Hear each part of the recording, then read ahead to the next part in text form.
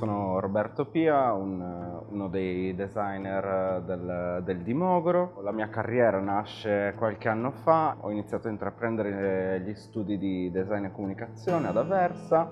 Da subito, insomma, la mia passione è sempre stata quella dell'illustrazione. Da lì è nata poi la passione per il design, sono riuscito a creare, insomma, un connubio tra le due. La materia, insomma, di cui mi occupo maggiormente è il graphic design.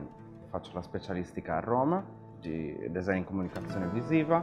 Ora mi trovo appunto seduto sull'oggetto realizzato quest'anno, che è realizzato con ercolegno, ercole spano, un falegname mogorese.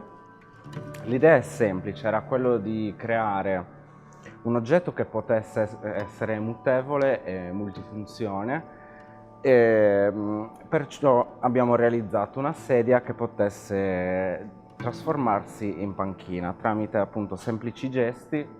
Io non sono un amante, insomma, dei fronzoli, di queste cose qua, mi piacciono, come potete vedere, insomma, mi piacciono le forme semplici. Per me il cardine fondamentale della progettazione è la funzionalità.